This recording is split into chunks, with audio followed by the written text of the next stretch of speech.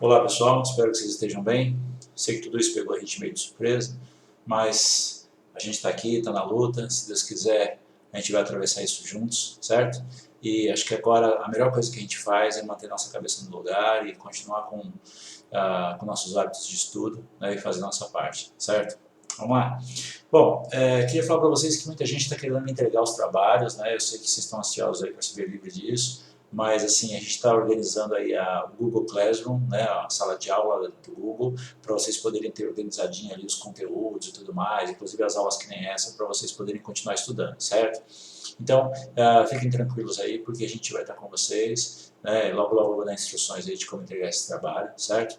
Então fiquem bem tranquilos. Agora a gente vai fazer uma revisão dos 5 primeiros capítulos, né, da apostila de vocês, né, para a gente poder tá com tudo em dia, né, e logo logo a gente vai recomeçar aí com material novo, certo? Com o segundo caderno, ok?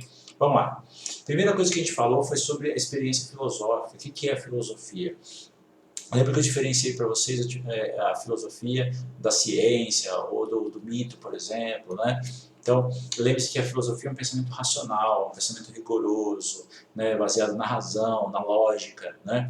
Então, é diferente, por exemplo, do mito, que ele é muito simbólico, ele é cheio de crenças, né? Não que ele seja menos importante que a filosofia, mas acontece que é um tipo de conhecimento diferente, né? A filosofia é um pouco mais rigorosa, ela se preocupa com certos detalhes, com certas coerências, né? Bom, e no caso da ciência, ela tem uma diferença, que além dela ser racional como a filosofia, ela tenta trazer uma demonstração, né? Ela tenta comprovar, de certa maneira, o que é possível, ou pelo menos trazer uma boa coerência, né, com a realidade, com aquilo que é possível provar, certo? Então, a filosofia é um pensamento rigoroso, é um pensamento bastante radical, no sentido que ele vai na raiz dos problemas, né? E ele é bastante, tenta manter essa coerência lógica que eu falei para vocês, certo? A filosofia está na base, né? Quando você se pergunta quem sou eu, de onde que eu vim, né? Qual que é a finalidade do ser humano, tudo isso é uma base filosófica para esses conhecimentos que a gente tem. Tá? Todo conhecimento que a gente tem de certa maneira uma base filosófica aí do que é a verdade, do que é o ser humano, né? Se o ser humano é livre ou não, tá? Isso aí é uma base filosófica, tudo bem? Bom, vamos para frente, né? O próximo ponto que a gente discutiu foi o pensamento mítico, né? Como que era o mito lá na Grécia Antiga. Então, tinha vários mitos, eles acreditavam em vários deuses, acreditavam que esses deuses eles controlavam, de certa maneira, as forças da natureza, ou de certa forma eles favoreciam ou atrapalhavam certas atividades do ser humano, como o comércio, a agricultura, a caça, né? Então, eles acreditavam que esses deuses assim teriam sido a origem de tudo que existe, né? Teriam surgido a partir de um caos primordial e a partir daí a organização tenha sido feita a partir desses primeiros deuses aí. Bom, acontece, claro, que assim, isso não são somente histórias, né? Não são somente heróis ficcionais para eles. Para eles era a religião deles, eles acreditavam nisso, né? Bom, uh, só que acontece que chega uma hora que esses mitos começam a ser questionados, né? E aí isso dá origem ao pensamento filosófico, que muitos séculos depois vai dar origem à ciência.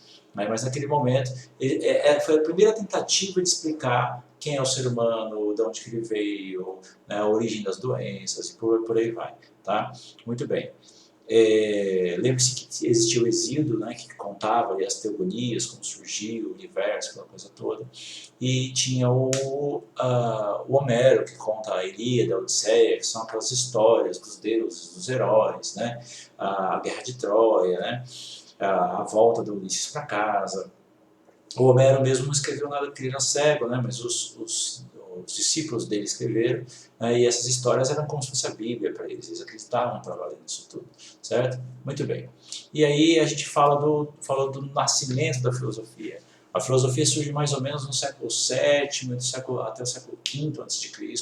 Nesse momento eles têm uma grande preocupação ali em Atenas, principalmente na Grécia, de discutir sobre as leis, discutir sobre os destinos da cidade, de debater os problemas da cidade, e a filosofia surge nesse momento.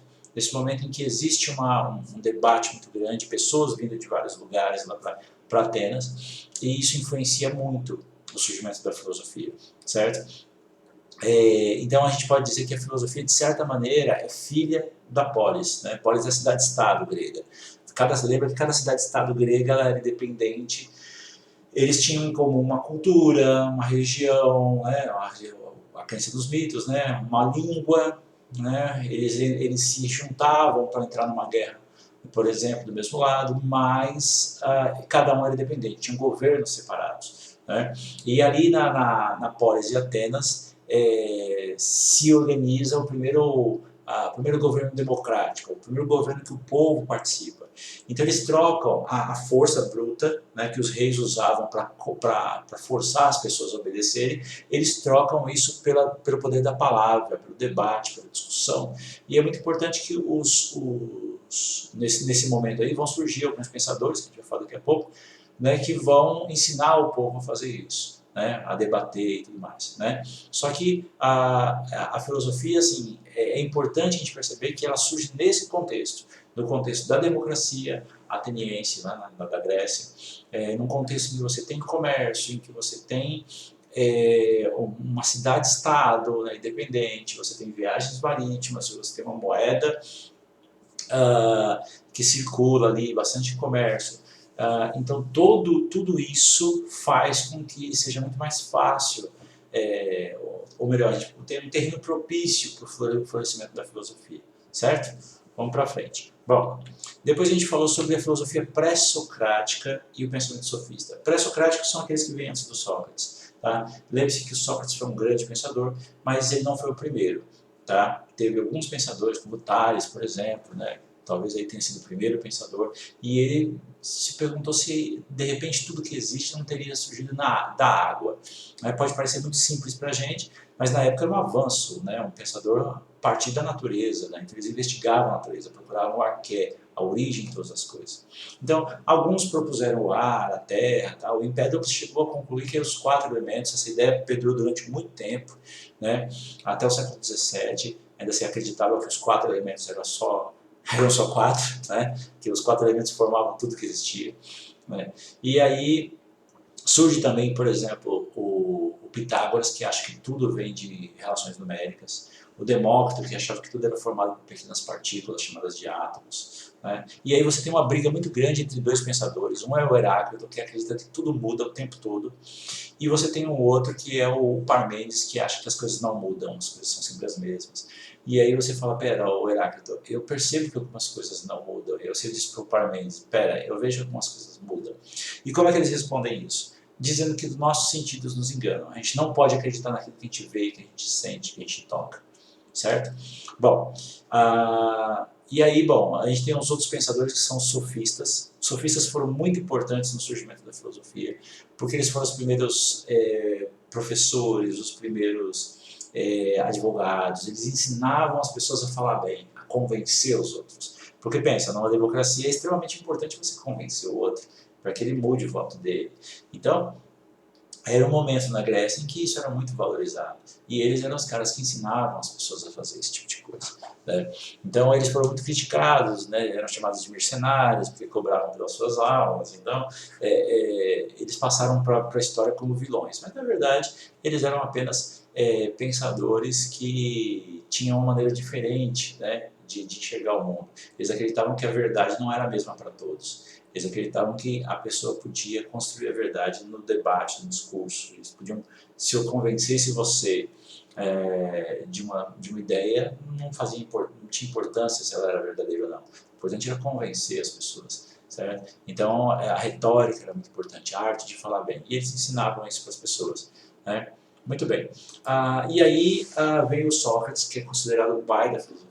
Sócrates era um cara muito simples, ele andava pela cidade, fazia perguntas simples para as pessoas, só que se incomodava, porque muita gente não sabia as respostas. Né? E aí o oráculo, né, o deus da época, dizia, né, segundo comentaram na época, o Deus tinha dito que ele era o homem mais sábio de Atenas. E ele sai perguntando para as pessoas uma série de perguntas e as pessoas não sabem responder. E ele chega à conclusão que elas não sabem nada. Né? Os homens mais sábios de Atenas não sabem responder perguntas simples. mas aí ele chega à conclusão de que ele tem uma pequena vantagem em relação a esse pessoal, porque enquanto ele não sabe nada, ele tem a noção de que ele precisa aprender, ele tem noção da ignorância dele. E essas pessoas muitas vezes não sabem nada, mas acham que sabem, então nunca vão aprender. Então ele desenvolve um método chamado maiêutica, né? Então o primeiro momento, na verdade, dessa maiêutica, você teria que fazer a ironia, você finge que não sabe nada, você vai perguntando para a pessoa demonstra a dificuldade que ela tem de responder, e aí você também, através de perguntas, vai fazendo ela perceber a verdade que já está dentro dela. Tá? Então, para o Sócrates, quando você nasce, você já tem o conhecimento dentro de você. Você só precisa de alguém que ajude você a colocar esse conhecimento para fora. Tudo bem?